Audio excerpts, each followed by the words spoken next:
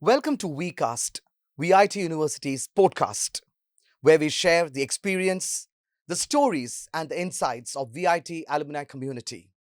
I'm your host, Dr. Anu Basil, and today we are going to dive deep into the engine room of the tech world. We often talk about innovation, but we rarely talk about people who is actually behind the framework in converting the ideas into a $1 billion global reality. Our guest for today is an amazing personality who has made an impeccable record in the field of technology. A person who's mastered two languages perfectly: the language of algorithms and the language of excellence. He is none other than our alumni, CSC Computer Science, BTech 2015 batch, Abhyudai Tripathi. From the halls of Duke University to the excellence field, Abhyudai's contribution has been the best that you can ever see. Abhyudai, welcome to the podcast. Thank you so much for being with us today and sharing your insight with millions of the student community as well as the alumni community. Thank you, Anu. Really appreciate your positive energy and your rich introduction. Dad would be proud, and I'm really excited to be here and yeah, speak to you today. So, Abhyudai, looking back at your journey, from VIT to now, so what are some of the defining moments that shaped your direction? That's a tough question for us to start with, but I'll take it on. I'll take it on. Allow me to time travel for a couple of seconds as I respond to your question. There are five key moments as I think of it. The first was a state of confusion and stress that I was right after class 12, where I felt I was incredibly skilled, passionate about serving people, had communication skills, and I was involved with problem solving and creative arts. But I did not know where to take my life to. I felt confused, and unguided. And to find VIT and the mentorship I found here and the support I found here, I think was a pivotal point. We'll talk about it over the course of our discussion today, but that was one of the moments.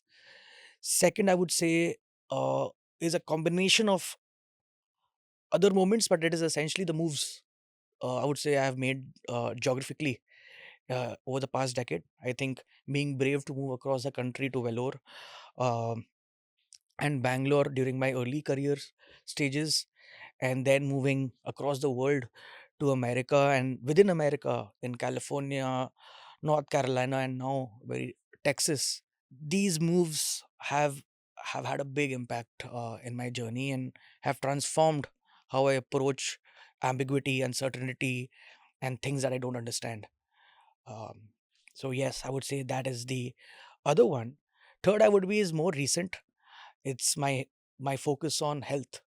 I think very suddenly I realized, I was I was burning myself because I was pursuing growth from a unidimensional mindset over the past decade, where I was working very very long hours, not taking care of my health, not sleeping well enough, and my hormone health and a lot of other metrics were not declining. Uh, but being brave to run a few tests and speaking to experts was phenomenal. That awareness replaced my fear, and over the past couple of years, I think taking care of my physical, spiritual, and mental health, it is far ahead in my priorities than it ever was. And so yes, really proud of that breakthrough moment. So these are primarily the three, but I want to mention two more because it would I would be doing discredit to this conversation. I would not if I don't highlight it.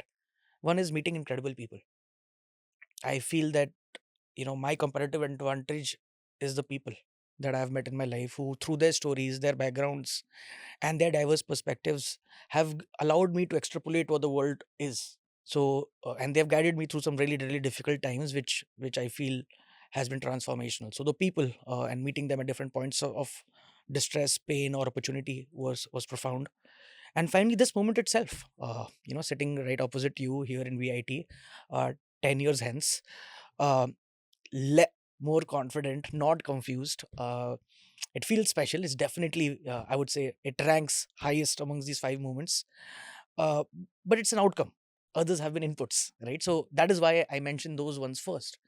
But this one feels special because this is where my purpose to give back to this community comes to surface, where I want to help the students. I want to get involved with your efforts here in college, and see how from the industry, not only myself but my friends and alums and peers, how we could come together to help solve a growing problem in the industry, and how we can bring value to those 18-year-old versions of ourselves that are studying in these schools and classes today, not just at VIT, across the globe. So that is the size of this moment, and I hope that I'll find more hands to support me in this effort. So, how do you feel coming back to VIT and being here in the podcast? How does it feel, Abhyudai? It feels great. Difficult to articulate that in a few words, but I feel grounded. I feel welcomed and valued, just as I did when I was there as a student. And yes, I feel very, very grateful that my life has come a full circle in this last decade, and I have a chance to contribute to the university and give back for all it has done for me. Wonderful. So let me start with, what are your few beliefs or frameworks that that has really helped you, approach your life? What do you actually believed in?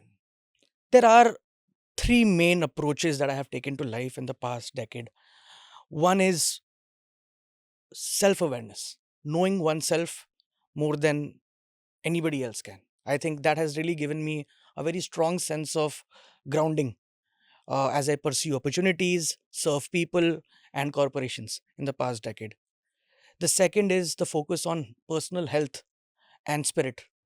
I think that is something that I had not prioritized enough in the early half of my career. And I realized that to be able to deliver my best and contribute, as I said, to the world, I needed to perform with a sense of athleticism, which includes sleep, exercise, uh, even breathing, as a matter of fact, were things that I worked on to achieve the earthiness that I was referring to. And third, I would say, is uh, not overvaluing certainty, rather doubling down on exploration and curiosity, because the world was changing much faster than I could prepare for.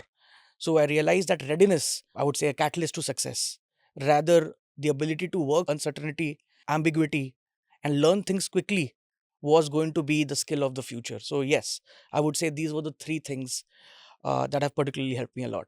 Abhyudai, as we all know that you're currently, in Texas, Austin, Texas, and you're working there as an industry GTM at, Amazon Energy, AWS Energy. So can you just share, because your transformation journey from a VIT student to such a big post? So can you just share your journey? Yes, Share with 100%. I us. think it's I've been very fortunate to meet people who have trusted me and my skills over the past decade. So I have to first give them the credit. Um, VIT was a great place where I was able to build my foundation, not just from a skill standpoint, but also from the sheer awareness of diverse people around me. Just knowing that there were people coming from such diverse backgrounds and pursuing life uh, quite similarly was eye opening. And I think that set the tone for everything that I've experienced in the last decade. Starting out first in Bangalore, working as a decision scientist at Mu Sigma. I think analytics and data science was just still picking up at that time, and serving Fortune 500 clients globally from India, and offering them that entire analytics value chain experience was quite a rich experience for my tender age of 2021. And I think that kicked off some great opportunities. But there was one thing that I learned during that experience, that it was very important to bridge technical problem solving with business communication and articulation, which is why I stepped out in 2017 for my master's in business analytics at Duke in the west coast of the US. Spent a year around equally diverse people, a very rich focus on bridging gap between business and data and technology. I think that was the focus of the school, which really drew me to the program. It was in its first year, and to trust that program and to approach it fearlessly was probably one of the decisions that I'm really proud of. Thereafter, I had assumed that things would be much smoother, having completed 2 degrees with some work experience under my belt. It wasn't so. In fact, it took me 6 months to find my first job in the US. It was also my last day that I could legally be in the US without a job. So, so looking back 10 years to that day feels special at the moment. Um, Faxpan was the company that gave me that job. Ever grateful to give me a start. It was a young startup. Still, still taking its baby steps and pursuing a journey like Mu Sigma. So while it was in my playing field, it was starting at a very different point. Here, not only did I need to deliver the entire analytics value chain, for which we had 8 to 10 odd people at Mu Sigma, I also had to grow Faxpan's business within our client's ecosystem. So, serving such a comprehensive role single handedly gave me a lot of confidence over those 2 years. And again, as I said, very grateful to Faxpan. Thereafter, I got a lovely opportunity at Dell. Dell pulled me from California, where I was working at Faxpan, and they pulled me to Austin. And I was I was thrilled to meet the quality of people at Dell. I mean, the maturity, the demeanor, the calmness, the class, and the business sharpness. I think to get that exposure from these top executives at a tender age of 23, 24, or 25 was just, I mean, I've been very fortunate. But so, yes, Dell gave me a B2B experience, which was the first time for me. So, learned something new again. Um I also found a great mentor in my boss, Roberto. I have to mention him. He's also my boss today at Amazon. An equally aspirational man who takes pride in guiding young guns and has so yes, he drew me to AWS. And AWS, I serve the energy industry, oil and gas, power utilities, water. Um, the role is also based in Austin, uh, so it was convenient but these two roles in particular, the one at Dell and AWS, have challenged me the most.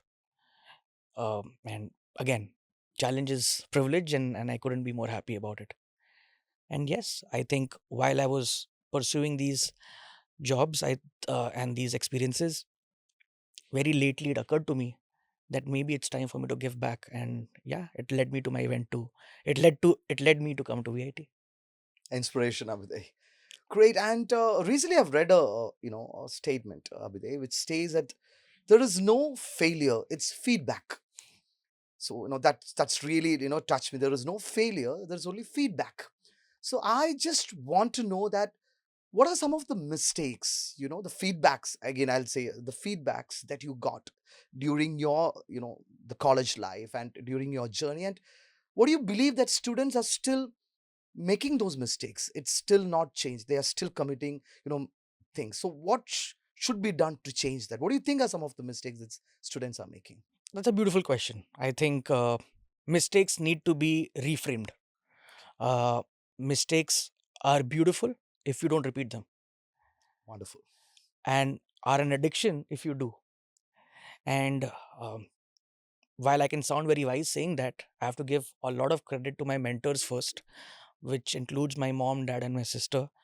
Um, my friends, Prince, Karan, Yash, and so many others, uh, like Pranav, who are, these are friends that I have across the globe who have held me during my most difficult moments and guided me through my mistakes. So I'm going to now highlight to you 3 to 5 mistakes that, I believe have been foundational to my journey. Uh, One is trying to over prepare and become perfect before I approach opportunities. That held me back because it was necessary for one to be incremental, work on yourself iteration by iteration, and not wait for the perfect moment when you will be ready for an opportunity. It never works that way, and I think that is why opportunities were slower to come to me in relative to my friends who were much more iterative, much more experimental, and let allowing themselves to fail. I wasn't allowing myself to fail in the first place. Yeah, clearly that image of failure or a mistake was bad in my head. So that is the mistake that I'm referring to. The second one I would say is not approaching the world with curiosity, rather fear. So that is something that I have some, it has dramatically changed the outcomes I've experienced in my life. So now every time when I fear things, much like everybody does, you know, I try to replace that with curiosity, and that has been profound. It has drawn me to new opportunities that I would not have known had I been approaching the world with fear. And I would say third mistake is not approaching growth and success from a lens of health and sustainability. I learned only very recently, a couple of years ago, that we need to be operating like athletes, even in business. Because when I looked at athletes in sports, and you think of any sport, Formula One, cricket, football, badminton, they are not just perfecting the skill that they have to exhibit during the game. They are working on their mindset. They're working on their physical health. They're working on spirituality. They're working with therapists. In fact, they're not successful alone. They're working with a team of people. So it's a team success, number one, and their focus on these themes of health and sustainability is what's allowing them to thrive. To think of Roger Federer, think of Lewis Hamilton. They are respected not just for their success but also longevity. So I think that is something that I'm still working on. Uh, uh, it's been a great journey. I've seen my energy levels jump. I see how I'm operating. My results are better. I'm building better relationships with myself and others. So yes, I would say these are the three mistakes I have made, and I would not be the person that I am had I not made those mistakes. So thank you for the question, by the way, Anu. Wonderful. I think the student community are going to get deep insight from that. Great. So, Abhyudai, how VIT has shaped you? I think that is one thing which all of you really want to listen to. What is the transformation that happened in your life, because of VIT? Could you just insight on us? That's a that's a beautiful question. It almost makes me feel nostalgic. When I think of VIT and the impact it has had on my life, I would say there are three things. One is a foundation. It gave me an excellent foundation to build from. Two is the experience, the safety net of pursuing projects and experiences, not just within my own school and outside my school, to new choosing electives, working cross functionally within the ecosystem of VIT was phenomenal. And something that I adore the most is the people. And when think of people, I am thinking of my friends who many of them were my roommates, my professors, who somehow found a way to like a restless boy that I was. So yes, I would say people, the foundation, and the experience are the three things that VIT has gifted me, and that has allowed me to approach my journey over the last decade with a lot of uh, curiosity, enthusiasm, and risk appetite, which I would not have had I not got that experience at VIT. All right. And next question again. What do you think are some of the the student community can really work on, can improve, with the recent AI and things changing, day by day? Because recently I've heard a quote: "If you study for today, you're jobless tomorrow," kind of thing. So, what do you think are some of the improvements that the VIT students can make and work hard and change it, which will really bring an impact in their life? 100%. I mean, a big part of why I'm sitting in front of you, Anu, today is my passion to help students. Because not too long ago, I found myself in a helpless situation, and my mentors, friends, and the ecosystem here at VIT came to help. So you're right that students need some help, but I want to first lead with the problem. The problem is that the world is changing faster than the curriculum is. So by the time they are through with their curriculum, we have a new technology, new tool, new approach, new sector the world is interested in. So what this is doing is growing the gap between academia and industry. And this is where people like yourself in the academic ecosystem and many of us in the industry need to work hand in hand to support them. Now coming to what they need to do, I think what they need to do is replace fear with curiosity. Number one, it instantly your anxiety dissipates in seconds the moment you shift that frame in your head that I'm going to read more about it. If you just spend 5 minutes reading about something you fear, don't experience the fear thereafter. So this was one revelation that I would share with them. The second thing that I would urge them to do is be fearless in their approach. I think I was very fearful. the onset of my career, I was trying to make the best perfect decision. In fact, today the best perfect safe decision is only the riskiest decision, because those things are being automated. So being fearless, approaching new sectors, opportunities with enthusiasm and curiosity is what is going to give them their growth and success. And third, networking. Yes, I mean, we all talk about networking being important, but I feel that building a community is. And a community, and what's the difference? The difference is the depth of relationship that you build, and how fostering of that relationship is important to you more than just the outcome. I'll tell you why that is important. That is important because today we are not seeking help enough. We have Asking for help is one of the other things that we need to get good at. And when I say we, I consider myself a student, much like them. So asking for help is the third thing that I would encourage them. That create the community, network, meet with people, and ask for help when you need it. Don't struggle in your silo. That is not how companies are solving problems. Companies are making teams work in very close knit ecosystems, and none of them are feeling helpless despite solving really hard problems. Then why are we feeling so? Why are problems in school feeling so hard? Because we are solving them independently in fear. So those were some of the things that I would say, Anu, are. I mean, now that I think of it, I can think of a couple more, but I'll limit myself to these three. Wow, that's an eye opener. And Abhyudai, I've been going through your profile, and there is this one quote which has really stuck me. I think I should mention in this podcast, and it goes: "The world doesn't belong to the smartest; it belongs to those who are willing to evolve." So, could you just elaborate on that? Yes, and it has really stuck with me. I think uh, humankind, all of us. I mean, if you think of us as a species, we have seen really tough times in this world. Not just in the past decade, but over the past century or two. We have thrived through all those changes. So that should serve as inspiration for us today. The world is changing today for us very much like for our ancestors 10 years ago, 100 years ago, 200 years ago. Adaptability in evolution has allowed us to continue to prosper despite our challenges and continue to add value for ourselves and others. So there is no denying that evolution and adaptability is going to help us surf this phase of the world as well. Where I have found personally myself operating for a good part of my life is not in evolution and adaptability, rather being very rigid about what I want, what I care about, and how I'm going to operate. Rigidity of that kind uh, may not necessarily be fruitful because the world's changing very, very fast.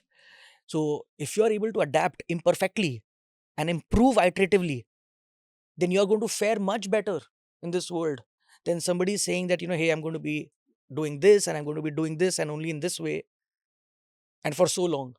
Because, many of those things are not in your control. But what is in your control is your ability to manage that change and operate with your own guardrails around it. So that is what I meant by that quote. And yeah, it has played a big role in my growth and allows me to approach problems, whether it is professional, personal, uh, with a sense of resilience. And I could also recollect, one more, statement from the sessions that we've been through. I've been listening to it, and it says, "Industry rewards judgment." So, industry rewards judgment. Could you just throw a light on that? Yes. I mean, it's actually, it tracks back to a pretty embarrassing moment for me. Okay. I was sitting in a room full of leaders and executives, and I was very early in my role in one of my companies that I was working at, and suddenly I received a question from an executive. They said that, hey, we are launching this product. We plan to scale it across a few geographies over the next 9 to 12 months. So, Abby, where do you think, how successful will the product be, and where do you think we will land with respect to revenue next year? And I found that to be an odd question to ask me, because I did not have data, I did not have tools, I did not have Excel files open, I had no pivots ready. So how would I approach this question? And I could not. I was blank. Um, and yeah, they let it pass. And I went back to my boss to ask him that, hey, boss, how do I respond to these situations? if I do not have the data, tools, and infrastructure to support my response, how do I respond? He's like, Abby, they are not judging tools, system, and data when they're asking you the question. That they are they are assessing your judgment with the imperfect, limited, or no information that you have today. How can you apply your intuition to the problem being discussed at the moment and give your best possible judgment is what gets you paid and rewarded in the world. Today, we are only trying to automate and systemize this judgment through systems. If you first principle thinking, Anu, that's exactly what's happening. So, how do we make the best decisions? And how we teach systems to make the best decisions. And that I would say comes under the umbrella of judgment. And I think that is what I want to orient students to today than tools, training, and infrastructure, which is important, but are like ingredients to your favorite dish rather than the dish itself. So, Abhyuday, all the conversations that we are going through, one thing I really wanted to ask is, I've felt is you have amazing mentors in your life. Your entire transformation journeys. You have a lot of amazing mentors. So, could you mention some of the mentors that you had in your entire journey? Let's start with VIT. So, some people have really inspired you the most in VIT, and then your journey from there to the Dell and the Amazon, the entire journey. So, people have really inspired because I believe mentors play a predominant role. So, mentors, people have inspired. It doesn't mean that it has to be a human. Sometimes it can be an experience. It can be anything. But could you mention some people who have really inspired you in VIT? 100%. In fact, mentorship is critical. I would encourage everyone uh, to embrace it. But before I tell you who those amazing mentors are, Anu, I think I'll give you something that I learned from dad very early. And because he's my greatest mentor, a very silent mentor who has mentored me through action and execution rather than talk. Right. I'll credit him with this quote. He said, "You don't choose mentors, mentors choose you." And I got that first experience of this quote in VIT. And I can't think of one, I can think of many, but I'm going to name a few. My proctor to begin with, Professor Shalini. I had just arrived to VIT and I was confused and I was scared and I was in a part of the country that I'd never been to.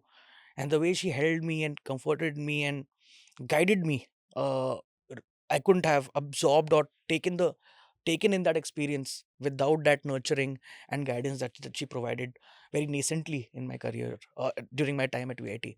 Thereafter, that allowed me to embrace mentorship from so many other people at VIT. So she's a seed mentor at VIT, I would say. If I have to take a few names, just to I would say Hari Sita ma'am. She was, I think, heading the CS department at the time. She's played a big role in my career. I'm really excited to meet her. I think she's moved into another campus, but I'll catch up with her soon. I met Vijaya Shirley ma'am, professor, yesterday. She had come for my session, which is quite nice because I remember how fondly I used to attend her sessions, and to see her sit through my session was very special. Professor Swarnlata ma'am, I think she was another incredible lady. I haven't spoken to her in all these years, but her softness and her ability to reprimand constructively was the most profound thing I found in her personality. And also because I scored the most in her class. So she is my favorite. So these are some people I really admire at VIT. And because I've taken a few names, I also want to take a few names across other legs of my career, if you don't mind. Uh, Please, yes. One person that I've also not mentioned is my mom itself. She's also been my best cheerleader. She's been a mentor who's mentored through also action and execution, but also how to soothe and manage recovery. And when I talk about recovery, I'm not just talking about physical recovery. How do you recover from failure, pain, heartbreak? I think she has really exhibited those values and virtues through her life really well, and through her actions has inspired me how to be more resilient. So a lot of credit to her. The few other names that I can think of is Roberto. Roberto is my boss today at Amazon Web Services. He was also my boss at Dell. In fact, he was the one who pulled me from California.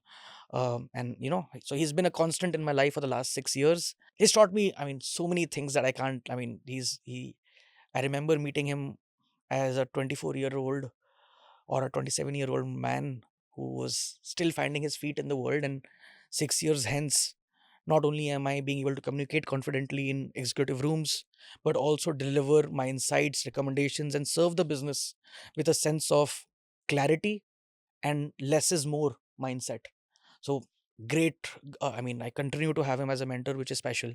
I have incredible friends in my life. I cannot obviously take everyone's name, but I feel very privileged to have the people that I have, because I wouldn't, again, I can't tell you, I feel that has been my competitive advantage. And so I'm just going to name a few people. That one is Prince Shekhar Valuri. He is also an alumni of VIT. In fact, a roommate at one point. He's still a friend and in US, so he's really special. He's given me a lot of humility, and he's taught me humility and grounding. We have Pranav, Yash, Karan. Um, I'm sure I'm going to forget somebody. You all have played a big role. These are some of the mentors that I've had in my life over the past decade. So, Abhyudai, in your session, there is one word which I have, which really got my attention, and that is decision lab. So, could you just throw light on it? How it's gone? What is it all about, and how it's going to help the student community? And 100%. yeah. Decision Lab is my effort to help solve a problem that I see in the industry today, where I see a big gap or a growing gap between the industry needs and the prep that students are going through in academia. So yesterday I actually ran a pilot uh, with a set of 50 plus students, where I took them through a set of experiences that I believe would bridge that gap. And that entire program, in my view, is the Decision Lab, where I'm helping these students work backwards from decisions and judgment, which is what brings revenue, value, reward, or anything to businesses, entities, and people, and help them track back that journey, work backwards from these decisions, understand why they need to be made in a certain way, understand context, understand incentives, understand backgrounds of people who are making decisions. They all play a role, not just systems and tools. And then finally, we track back to tools, systems to support our awareness of the business problem, our customer, the value. So, this piece is a gap today. So yes, through the Decision Labs initiative, I'm essentially experimenting a program where we could help students work backwards from industry needs and track that right back to what they are learning in college, so that they feel confident stepping out of this program.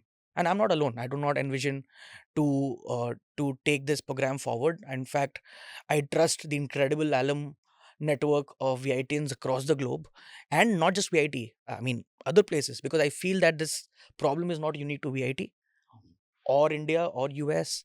It's This problem is quite prevalent everywhere. So I could use the help of anyone, and in fact, I'm going to reach out to my first and second order connections from VIT and outside to help support this initiative.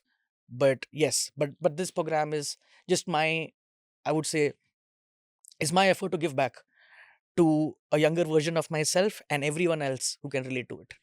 Wow, that's great. And of course, a question which I always wanted to ask: what is one message to the student community of VIT? That's a deep question you've asked me, so I'm just going to take a few seconds to articulate my response. There are three things I would say. Yep. One is trust yourself. You've already fought really difficult legs in your life. You are in a new place, in a new culture. Many of you are coming from different parts of the country. Embrace it. Don't fear it. Take it on with with a sense of joy and privilege and enthusiasm that many people are not being able to experience in the world right now with everything going on. So value the privilege you have is basically one. Second, I would say it'll all work out. And it always does. What's more important is how we conduct ourselves when it's not working out.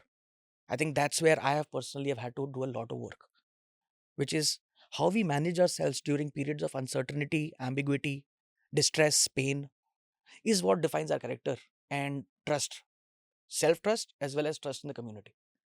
So I would say work on those things. Don't wait for a, don't try to create the perfect world, because there is not. You will see these negative elements as you might think they are, but that's where the best are separating themselves from the good. And third is, don't forget where you come from. Opportunities, aspirations, desires, goals will take you in multiple directions. Don't forget your family, don't forget your culture, don't forget your roots, don't forget your beginnings. Stay humble, stay grounded, take care of your health. You will not be able to serve everybody if you don't serve yourself. So, yeah, pour your pot first. And it's not selfish. Ask for help, pour your pot first. There are others who have their pot full and are helping others. Don't rush. Your turn to add value to the world will come. In fact, it feels special that I'm saying these things because it almost feels like I'm saying these things to my younger self. And so, thank you for that insightful question. Great, great, man. That's something really touchy because we could see, as well as a lot of this students who will be watching this podcast. For them, it's an inspiration. They say, "Bhaiya, look at his transformation journey." Right? They'll be, I could feel it. They're gonna take it and they're gonna move forward with your journey. Now that brings to the end of a WeCast, VIT University's podcast. Thank you, Abhyudai Tripathi. Amazing experience, great insight. A lot of information has been passed to the student community. So once again, thank you. Your inspiration, your experience is going to share with millions of student community as well as the alumni community. Once again, thank you so much. Thank you to all the viewers of WeCast. We are going to come back again with more such amazing, inspiring stories. This is your host, Dr. Anu Basil, signing out. See you in the next episode. Thank you.